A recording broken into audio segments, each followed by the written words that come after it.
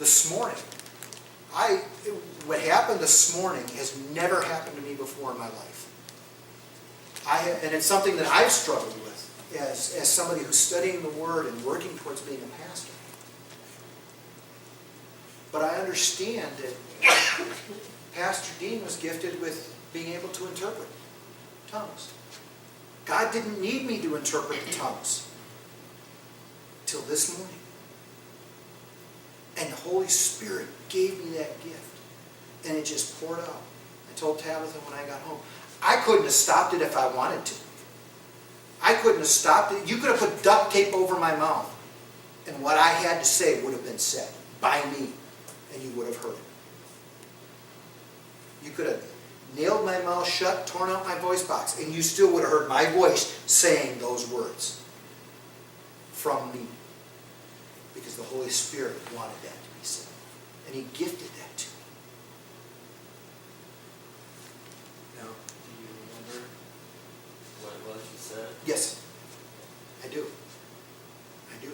And the change. We need to embrace it and hold on to it and say, all right, God, you're wanting change. Let's go with it. And then the second one was the one. It starts with one. And when Betty came in, I was sitting back there on the chair. I was in tears. I could hardly breathe.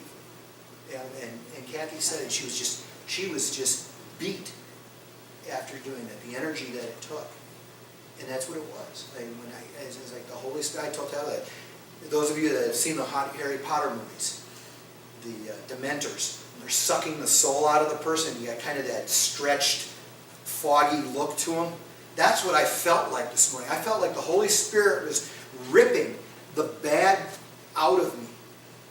And it was reaching and clawing and grabbing and doing everything it could to stay in me. But He just kept pulling and pulling and pulling. I pray to God He got it all out. I really do. But I pray even harder that I can keep it out. The Holy Spirit will give it to us when we need it. Tabitha teaches. She is hands down, and I'm not biased in saying this, but hands down one of the greatest teachers I have ever watched in my life. And I've had some great teachers that I've had as a kid. But that doesn't mean that she won't have to shepherd somebody someday. Or hasn't shepherded somebody. I've seen it.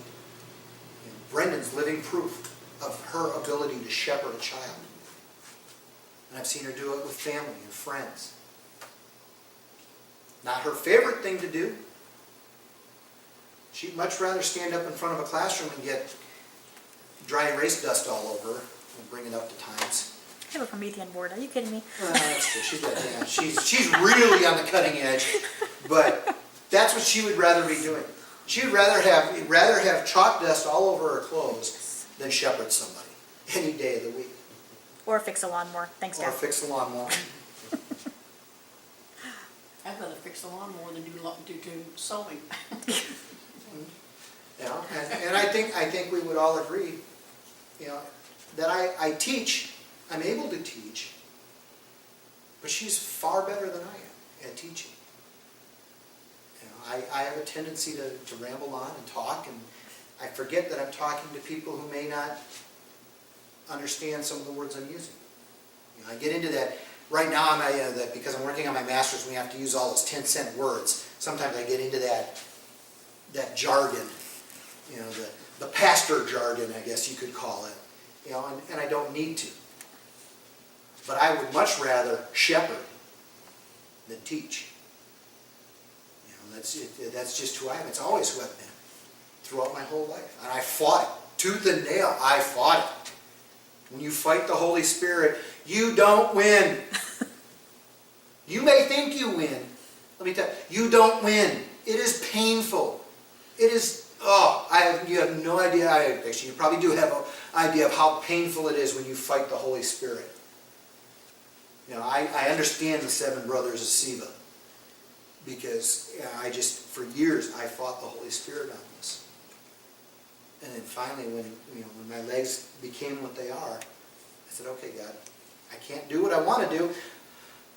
Let's do what you want me to do. And ever since that day, I have been at peace with where I'm at. You know, Todd will attest to this. I have my days when I just want to tear things apart. But for the most part, I am at peace with where we're at. The house we're in, yeah, I want to move. That's obvious. We're praying for that. But I'm at peace with where he wants me to be. This morning when Brother John was giving his testimony, God said, take out your card, hand it to him. Explain to him what I have told you about what your job is to be. Him doing his mission, his prison ministry on his own.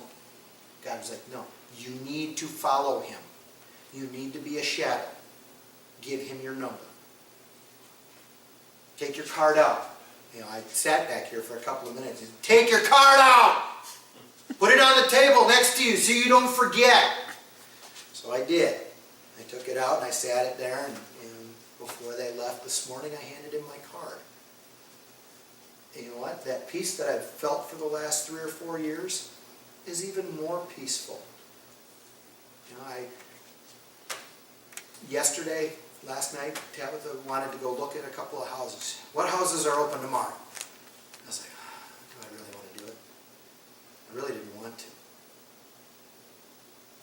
But then this morning, after that, he brought the Holy Spirit brought that peace over me and said, I got you covered. You're going to have time to finish your sermon and get your book report written. Don't worry about it. So I got home, told her what happened at church this morning. She had sent me a text about a couple of houses that were open. Where are you? Not mine this time.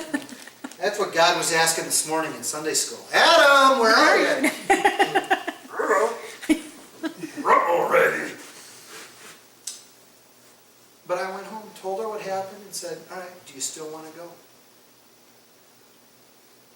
And I was at peace with it because I knew he was going to give me what I needed. And I grabbed onto it. And I held onto it tightly. And I wouldn't let it go.